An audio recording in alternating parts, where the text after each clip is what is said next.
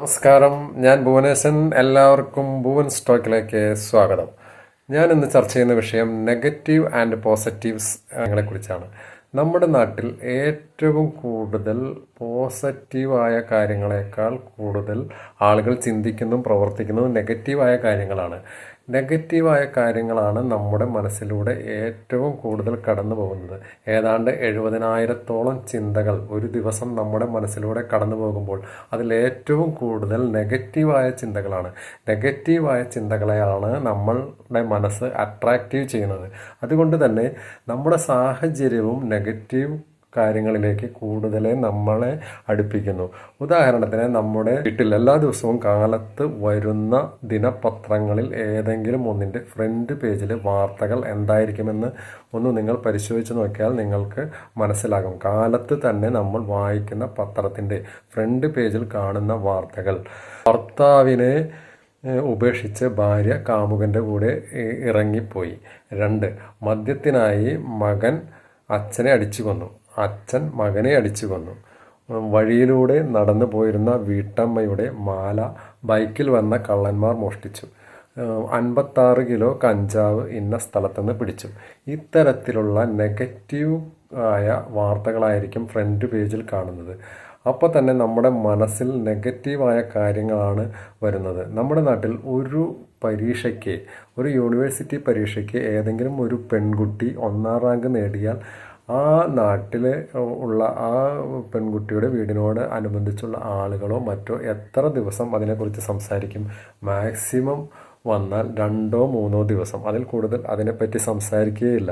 എന്നാൽ അതേ പെൺകുട്ടി ഒരു കാമുകൻ്റെ കൂടെ ഓടിപ്പോയി എന്ന് കരുതുക. അതിനെക്കുറിച്ച് അവൾ പഠിച്ച കോളേജ് തുടങ്ങി എല്ലാ കുറ്റങ്ങളും നമ്മൾ അതിൽ കാണുന്നു. അതിൽ നെഗറ്റീവ് മാത്രമാണ് നമ്മൾ കണ്ടെത്താൻ ശ്രമിക്കുക. പോസിറ്റീവായ യാതൊന്നും നമ്മൾ കണ്ടെത്താൻ ശ്രമിക്കില്ല. നമ്മുടെ വീട്ടിൽ അടുക്കളയിൽ കത്തിയുണ്ട്. ആ കത്തി കൊണ്ട് നമ്മൾ പച്ചക്കറി അരിയാൻ ശ്രമിക്കുകയാണെങ്കിൽ അത് പോസിറ്റീവാണ്. അതുകൊണ്ട് ഒരാളെ കുത്തുകയാണെങ്കിൽ അത് നെഗറ്റീവാണ്.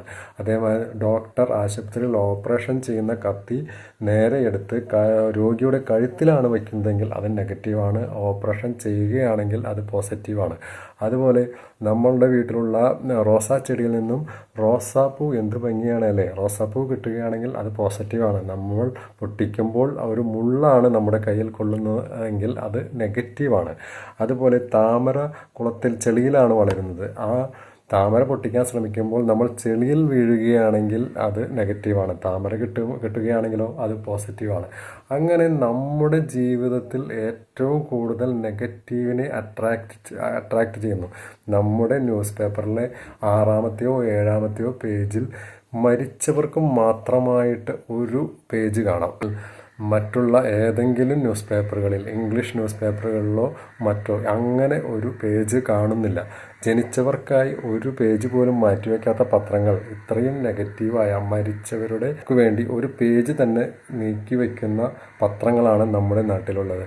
അതുപോലെ നമ്മൾ ഒരു വീട്ടിലേക്ക് കടന്നു ചെല്ലുകയാണ്. ആ വീട്ടുകാർ നമുക്ക് സ്നേഹത്തോടെ ഒരു ഗ്ലാസ് ജ്യൂസ് തന്നു തന്നിരിക്കുക. ആ ജ്യൂസ് തരുമ്പോൾ ആ ഗ്ലാസ് നിറച്ചിട്ടില്ലെങ്കിൽ നമ്മൾക്ക് അത് എന്തുകൊണ്ടാണ് നിറയ്ക്കാത്തത് എന്ന് എനിക്ക് ഒരു നെഗറ്റീവ് ഫീലിംഗ് തോന്നും. മറിച്ച് അവർ ഒരു ഗ്ലാസ് ജ്യൂസ് തന്നില്ലേ എന്നുള്ള ഒരു പോസിറ്റീവ് ചിന്തയല്ല നമ്മുടെ മനസ്സിലേക്ക് വരിക. നമ്മളെ പിക്ക് ചെയ്യാനായിട്ട് ബസ് സ്റ്റോപ്പിൽ നിൽക്കുമ്പോൾ ഒരു സുഹൃത്ത് ബൈക്കുമായി വരികയാണെങ്കിൽ, നമ്മൾ ബൈക്കിൽ പോരുന്നുണ്ടോ എന്ന് കൂട്ടുകാരൻ ചോദിക്കുകയാണെങ്കിൽ നമ്മുടെ ചിന്ത ആദ്യം തന്നെ ഇവൻ്റെ കൂടെ പോയാൽ ബൈക്ക് ഇടിക്കുമോ എന്നുള്ളതാണ്. അതാണ് നെഗറ്റീവ് ചിന്ത.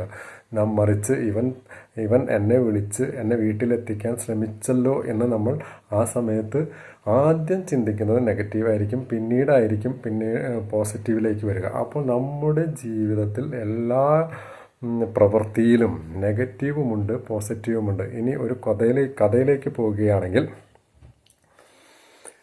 ഒരു ഷൂ കമ്പനി മുതലാളി, MD, മാനേജിംഗ് ഡയറക്ടർ, ഒരു ദിവസം തൻ്റെ സ്ഥാപനത്തിലുള്ള 2 സെയിൽസ്മാൻമാരെ വിളിച്ചിട്ട് ഒരു സെയിൽസ്മാനോട്, നിങ്ങൾ ആഫ്രിക്കയിൽ പോയിട്ട് അവിടെ നമ്മുടെ ഷൂ സെയിൽസ് നടത്താൻ പാകത്തിലുള്ള അന്തരീക്ഷമുണ്ടോ എന്ന് പഠിച്ചിട്ട് വരാൻ അവനെ പറഞ്ഞയച്ചു. അവൻ ആഫ്രിക്കയിൽ ചെന്ന ശേഷം അവിടെ പഠനം നടത്തി തിരിച്ചു വന്നിട്ട് ഈ കമ്പനി മുതലാളിയോട് പറയുകയാണ്, അയ്യോ സാറേ, ഒരിക്കലും അവിടെ ഷൂ കമ്പനി അല്ലെങ്കിൽ ഷൂ ചിലവാവാൻ ചാൻസ് ഇല്ല. കാരണം എന്തെന്നാൽ ആ നാട്ടിലുള്ള ആളുകൾക്ക് ഷൂവിനെ കുറിച്ചോ ചെരുപ്പിനെ കുറിച്ച് പോലും അറിയില്ല. അതുകൊണ്ട് നമ്മൾ ഈ കമ്പനി അവിടെ തുടങ്ങുകയാണെങ്കിൽ പൂർണ്ണമായിട്ടും നഷ്ടമായിരിക്കും എന്നുള്ള കമൻ്റാണ് റിപ്പോർട്ടാണ് അവന് കൊടുത്തത്.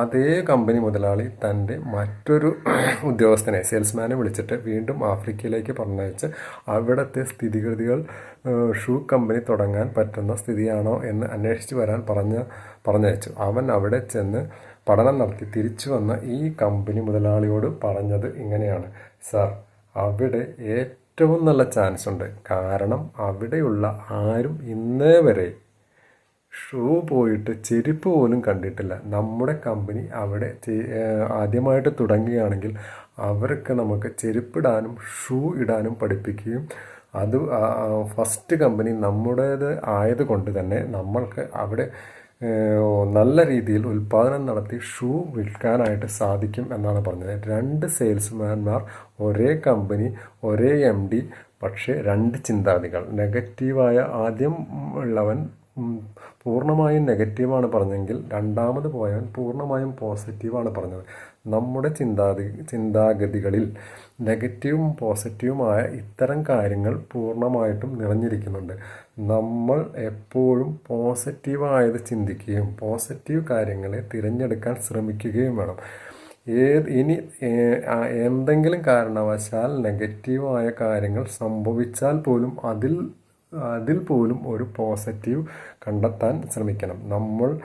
ഞാനിപ്പോൾ സംസാരിക്കുന്ന ഈ ക്യാമറയാവട്ടെ, ഈ മൊബൈലാകട്ടെ, നമ്മൾ ഏറ്റവും കൂടുതൽ ഉപയോഗിക്കുന്ന സൂം മീറ്റിങ്ങുകളാവട്ടെ, വാട്സപ്പ് ആകട്ടെ, ഇതെല്ലാം ഇത്രയധികം കൂടുതലായിട്ട് നമ്മൾ ഉപയോഗിക്കാൻ തുടങ്ങിയത് കൊറോണ കാലത്താണ്. കൊറോണ എന്നുള്ളത് വളരെ നെഗറ്റീവായി നമ്മളെ ബാധിച്ച ഒരു കാര്യമാണെങ്കിലും ആ നെഗറ്റിവിറ്റിയിലും ഇതുപോലുള്ള അവസരങ്ങൾ തുറന്നു തന്നത് ഒരു പോസിറ്റീവിലേക്ക് കൊണ്ടുപോകപ്പെട്ടു. അത് തന്നെയാണ് ഇതിലുള്ള ഏറ്റവും വലിയ കാര്യങ്ങൾ.